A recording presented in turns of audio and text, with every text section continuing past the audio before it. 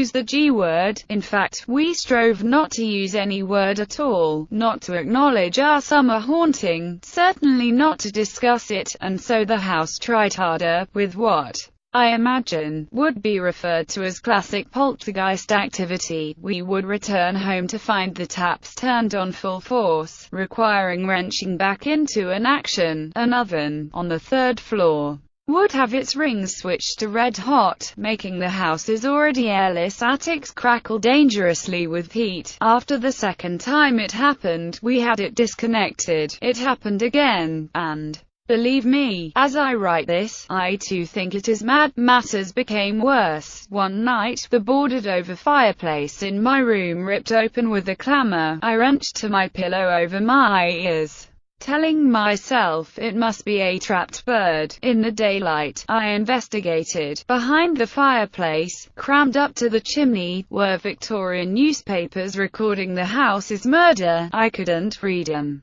My mother started behaving oddly, pensive, distracted. We eldest and Nanny Williams, our beloved summer holiday edition, interrogated her. Finally, she cracked, waking in the night. She had seen a dead child. This is how she described it: not a ghost, but a dead child dressed in Victorian clothing, visible from the knees up. It had a certain logic, a child appearing to a mother. I became determined not to see any such thing. Sounds could be denied, but sights would be too appalling. But my mother was not the only person to be so affected. The house's most oppressive room, overlooking the garden, we still do not venture into. It is colder than the rest of the house, now a repository for our old toys, which adds a certain gothic element. Back then, however, my 4-year-old brother occupied it. Like all youngest offspring, he was a golden child, charming, vivacious. That summer he changed, a rendered quiet, hollow-eyed, with the air of a tiny old man.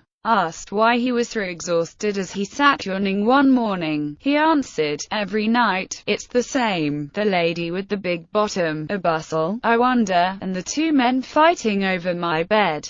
Then one man hurts the other and the lady screams." From then on, he slept in my mother's room. My grandmother bedded down the next, innocent of that summer's events, then refused to ever again. My mother braved it to prove her wrong. Next morning, the room was locked. When we quizzed her, she refused to divulge what had happened, saying only that it was something to do with time. Somehow this was, and remains, the most horrifying thing I had ever heard. Read Ghost Stories, A Night in England's Most Haunted Bedroom. Still, the part of the narrative that brings most fear to the few friends in whom I've confided it is this: one bright August day, drinking tea in the kitchen, we elders, me, my sister, Nanny and Mother, finally admitted that something was happening. We laughed and teased each other, but, my God, it was a relief. Suddenly, a mirror sprang off the wall and shattered.